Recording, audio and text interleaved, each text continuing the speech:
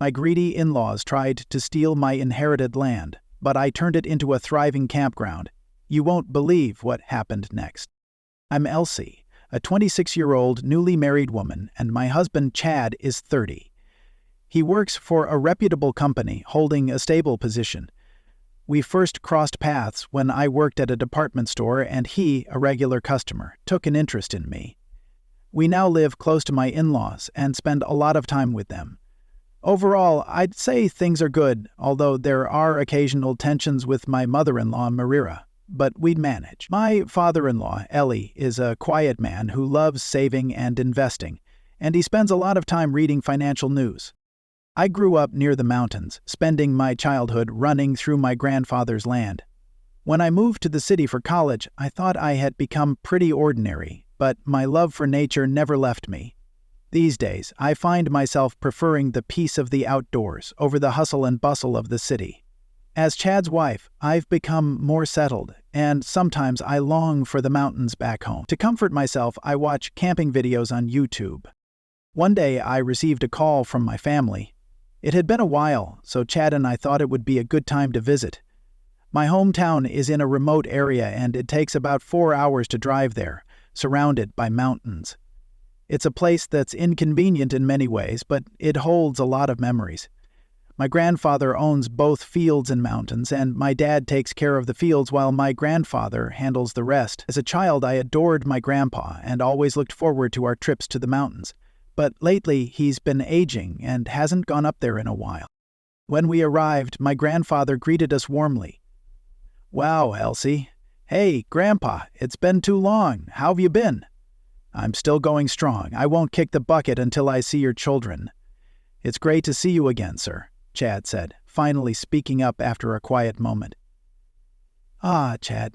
How's everything going?" My grandfather greeted him with his weathered, wrinkled face, his strong grip holding my hand warmly. After a hearty dinner, my dad started talking as we relaxed with some drinks. "The reason I asked you both here is to discuss Grandpa's inheritance. Inheritance? But Grandpa is still healthy, right?" I asked, looking at my 79-year-old grandfather. His wineglass clinked as he responded, "Well, I'm turning 80 this year. You never know what might happen, and I want to share my thoughts before my mind starts slipping." "It looks like John will come in tonight," Kate said. "Don't talk like that, you're still full of life." "I think so too," my dad chuckled, pulling out a piece of paper. "But the old man's stubborn. Once he decides something, it's hard to change his mind. It's not exactly an inheritance, more like a gift while he's still alive. Anyway, my brother and I will continue managing the farm as usual," my dad explained, pointing to part of the document. "Grandpa wants to leave you that mountain." "What? Really?" Chad leaned in, clearly intrigued. "Why are you getting involved?" I asked. "Sorry, it just caught my attention. Look, I haven't made any plans and I'm not sure what I can do with it right now." "Don't worry about managing the mountain. I'll leave that to the experts. Just bring me some fish and mushrooms when you go up there." "Sounds fair," my dad agreed. "Just make sure to send me some mushrooms." "All right, it's settled. We'll handle it from here." "Fine with me. Where's Chad?" "He's on the phone outside." "Who's he talking to?" "Probably his family." "It doesn't matter." So I inherited the mountain from my grandfather. Later, Chad seemed unusually cheerful, with a strange grin on his face. It looked like he was scheming something. I figured he wouldn't answer my questions, so I let it go. When we got home, I received a dinner invitation from my in-laws. Surprised by the sudden invitation, I headed to the restaurant they had suggested. I met up with Chad there, and soon enough, my in-laws arrived. For some reason, everyone seemed to be in an exceptionally good mood. "Elsie, how's everyone back home?" my mother-in-law asked. "Yes, my parents and grandfather are doing well." "That's good to hear." Eventually, David, who had clearly had a bit too much to drink, addressed me. "So I heard from the congressman's drink." "Yes, what is it?"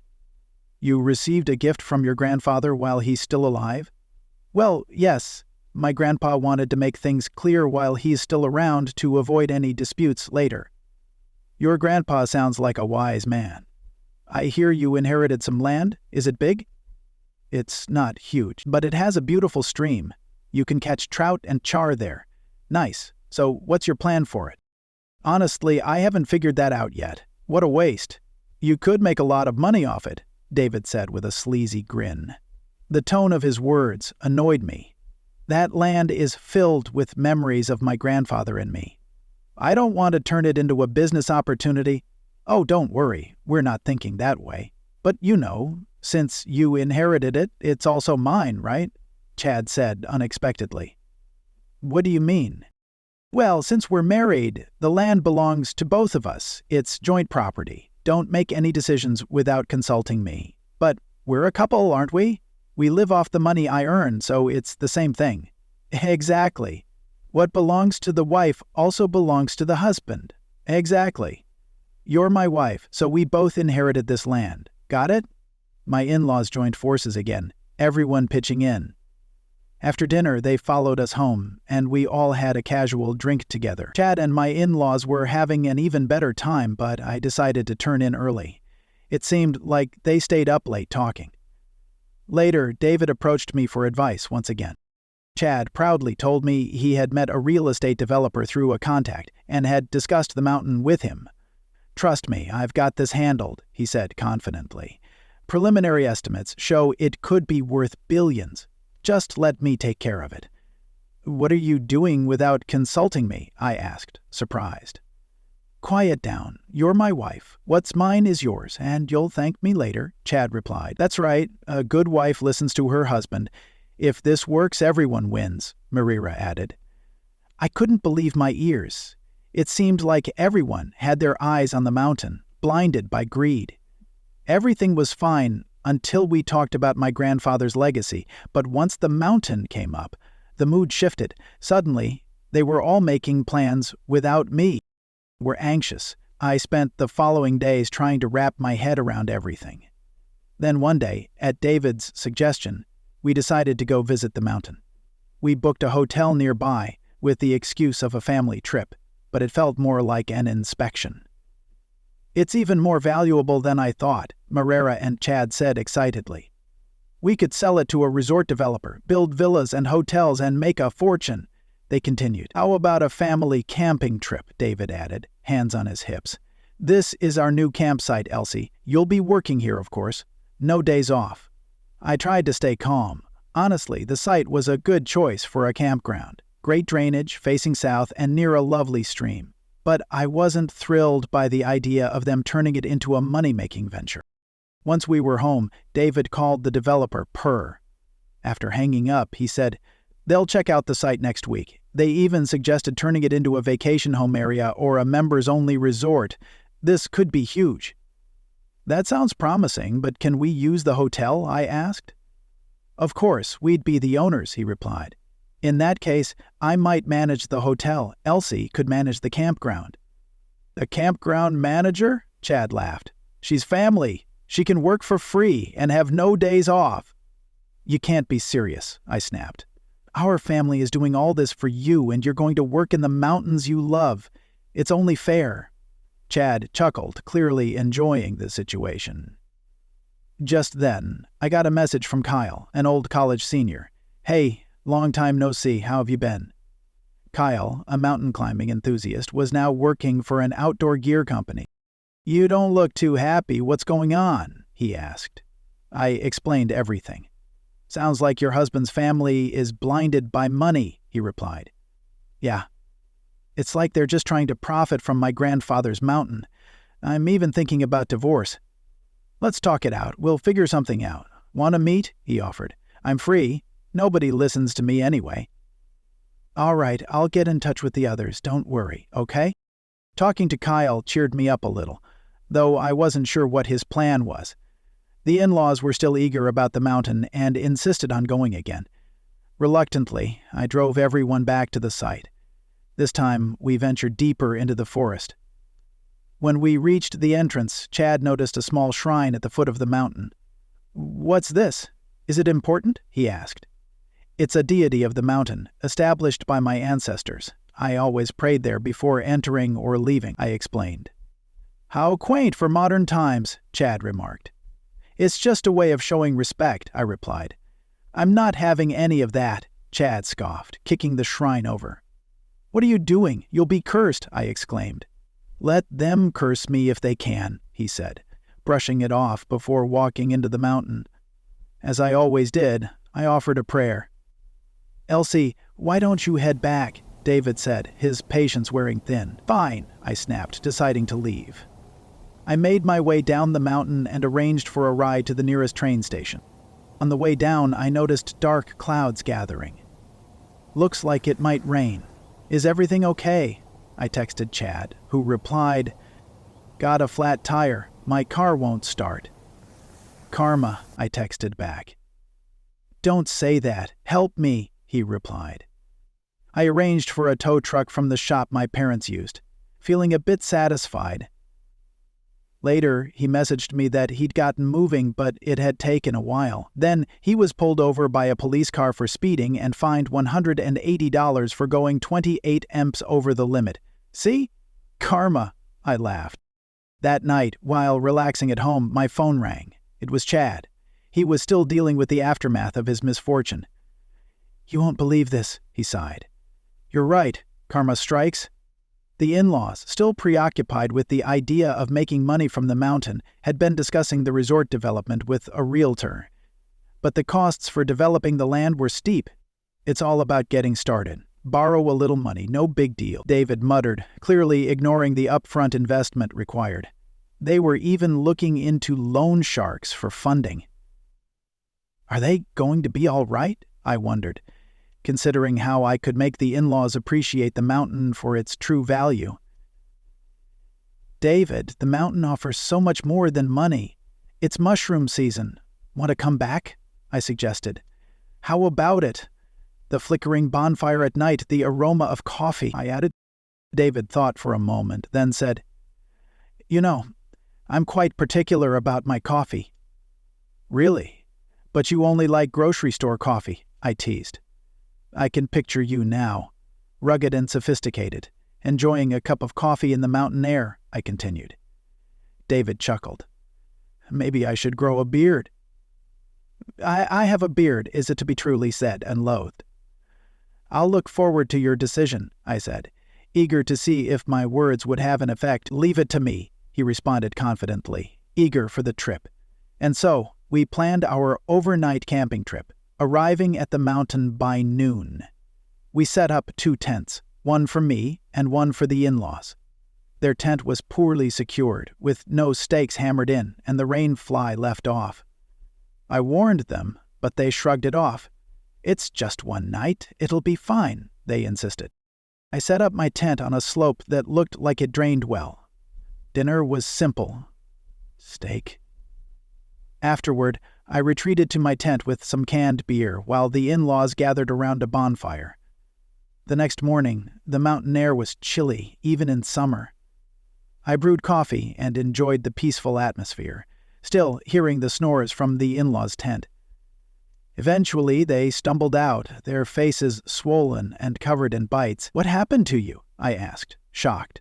Forgot to zip the tent last night, David explained, scratching his face. It itches so much. Can we do something about it? Mariro whined.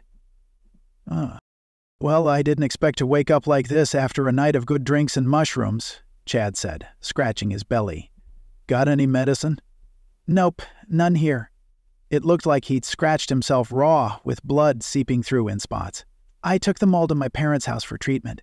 We always had this cheap yet effective ointment for bug bites. I applied it to the 3 of them, but David was squirming.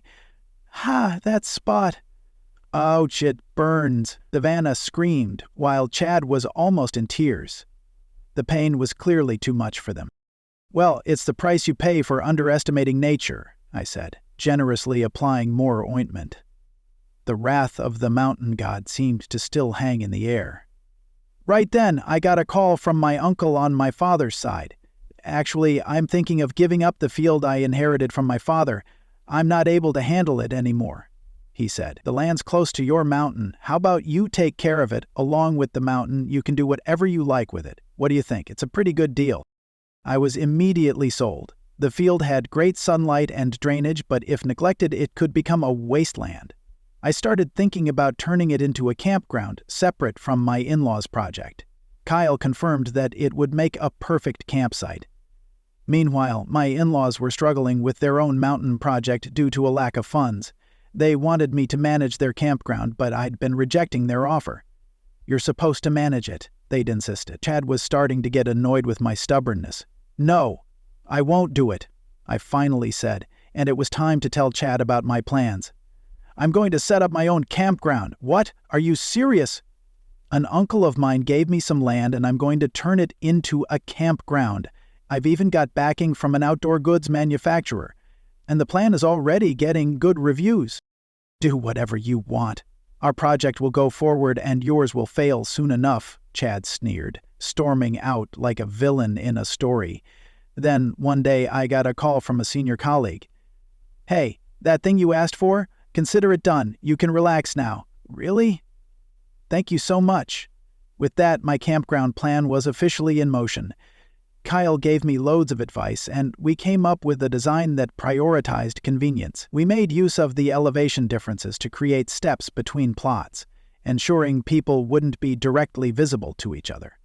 Each plot had a designated parking space, making it easy to unload gear.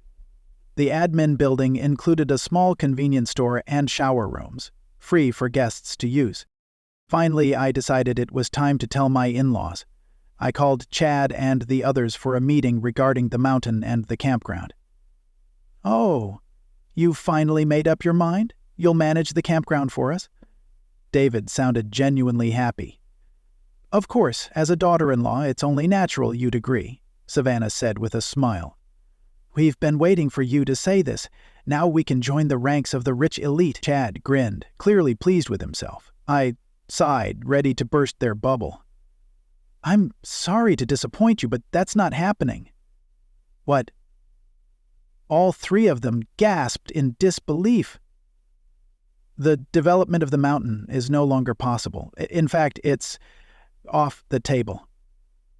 My words left them stunned, their mouths hanging open. After a brief silence, Chad finally spoke up.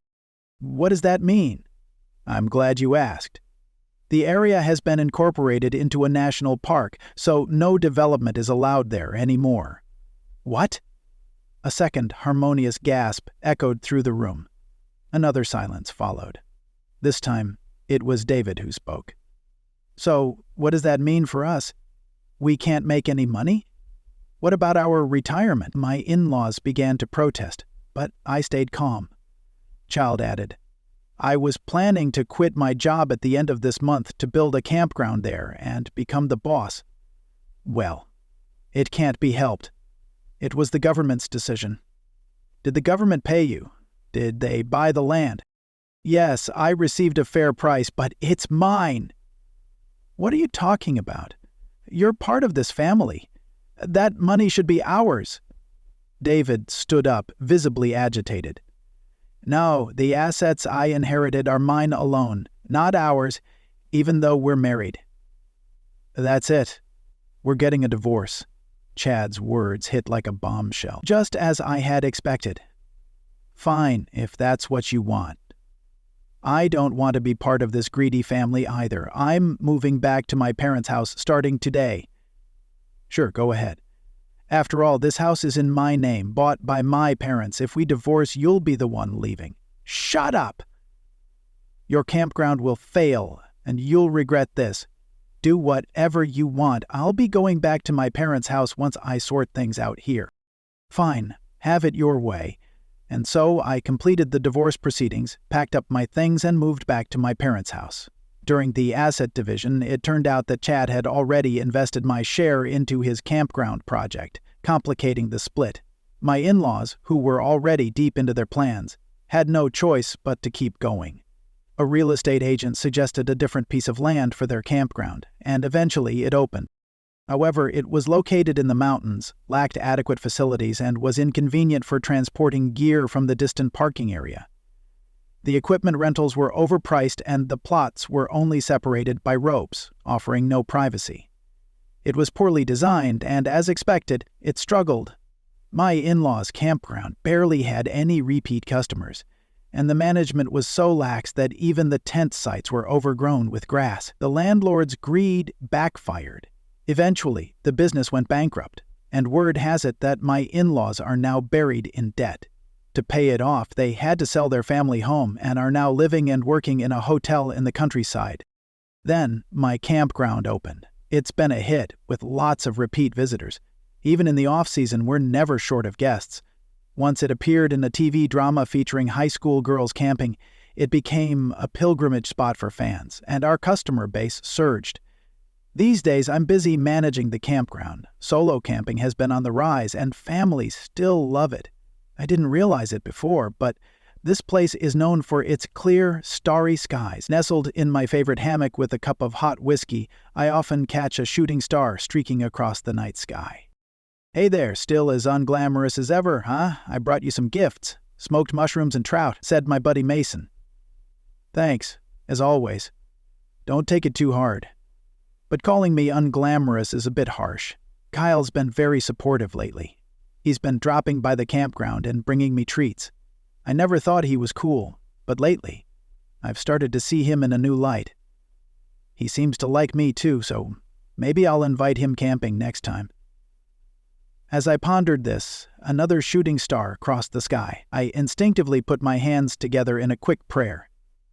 My wish remains a secret, but somehow it feels like a big dream is about to come true.